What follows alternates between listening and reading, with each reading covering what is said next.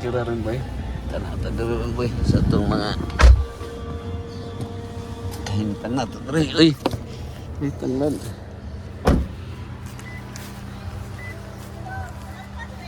Oh, mao na imong balay. Uy, gwapo man. Nindot. Pero so pila ka square meter? Wala naabot 100. Wala dapat 80. Ano sabi ka kating-kating di ay. Kuyawa no. Kalsada na dre dako ini kalsada. Oo, road ni dre. Uy, perting ayusan no.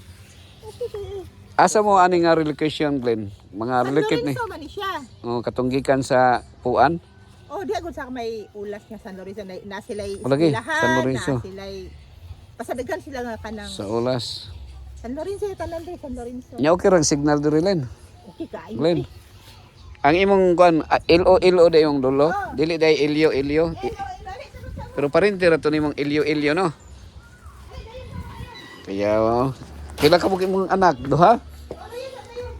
So mo nimong anak. Dili dako day nga lugar no. May lagi yung taog. Asa man na yung magbalay di ka diha sa unahan di ay. Magbalay di ka diha sa likod.